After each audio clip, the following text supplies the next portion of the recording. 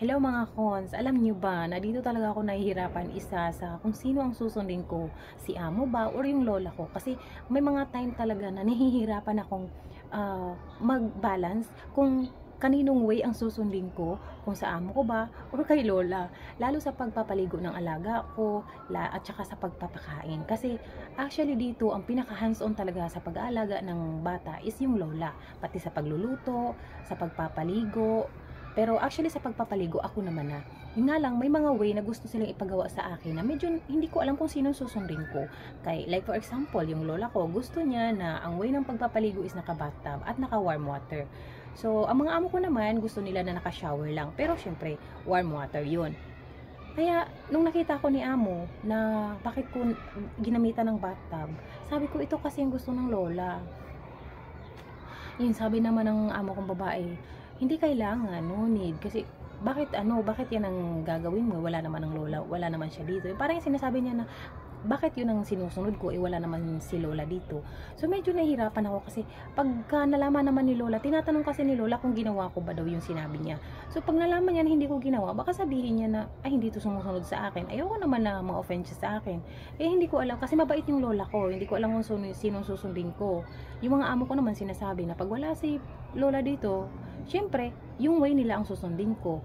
Pero tinatanong naman ni lola kung sinusunod ko ba yung ginawa niya. Ayoko naman ma-offend si lola. Yun, doon ako nahihirapan mga mi. So, pagpapakain naman, sa oras ng pagpapakain, gusto ng lola na sa bata. Eh, gusto ng mga amo ko na makisabay dun sa bata. Ipahintayin yung bata na hanggang mag-7 para makasabay sa pagkain sa kanila. Sabi naman ni lola na huwag mo hintayin na kasi magugutom yung bata. Kaya sabi ko, nung isang beses, nagtanong ako dun sa chat, sabi ko, Ma'am Jen, pwede bang pakainin ko na yung alaga ko, kako, kasi gutom na nga, magsi-7 na. Ay, ang chat ng amo kong babae, hintayin daw, gusto yung makisabay dun sa alaga ko. So, kinabukasan, sabi sa akin ng lola na wag ko na daw i-chat, wag ko na daw tanungin yung amo ko na kung anong oras pakakainin yung bata. Pakainin ko na daw bago sila umuwi.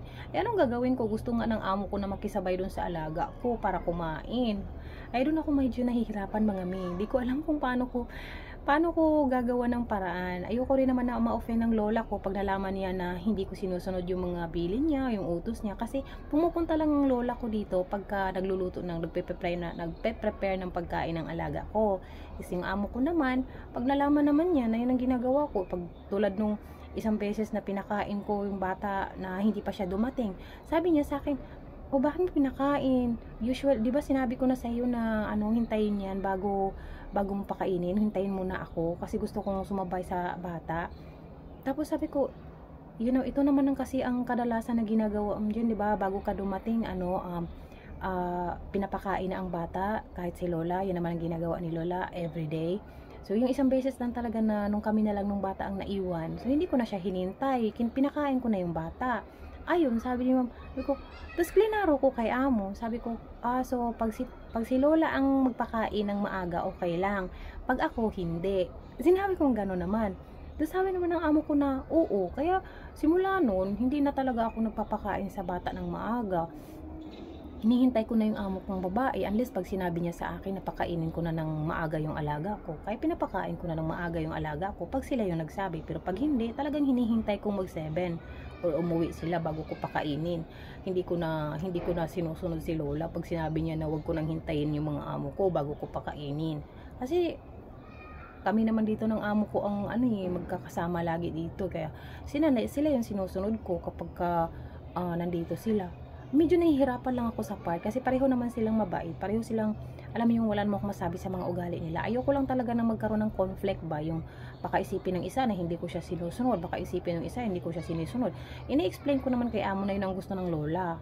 Eh, yun naman sabi ng amo ko na sundin ko daw sila kapag wala si lola. Kaya yun, simula nun, sila na talaga sinusunod ko pag wala si lola.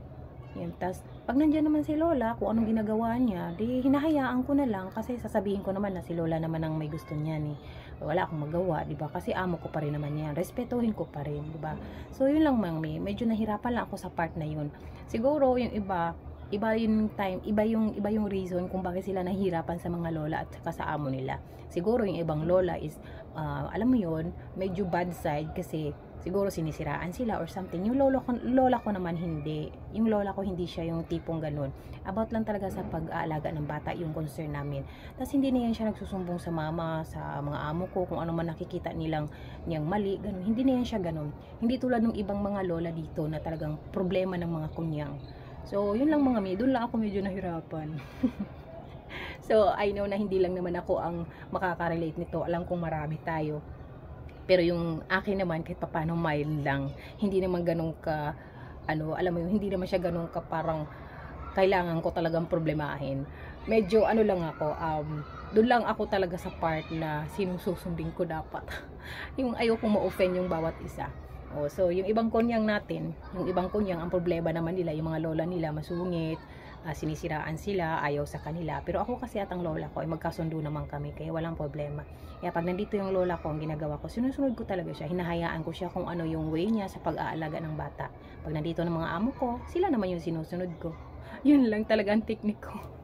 Although medyo nahirapan ako dahil ayoko talagang parang ma-offend ang bawat isa or ayoko magkaroon ng conflict. Baka sabihin ng amo kong babae na hindi ko sila sinusunod, ganyan. Pero maiintindihan din naman nila ako. Alam naman din nila yung way ng pag-aalaga ng lola, kaya it's up to them na rin kung paano nila din ako intindihin kung sino minsan ang sinusunod ko, minsan lola talaga sinusunod ko, minsan sila pag nandito sila, ganun. Ang hirap kaya mag-balance.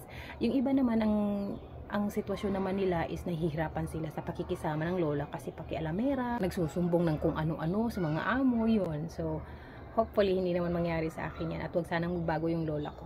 So, that's all for today's video.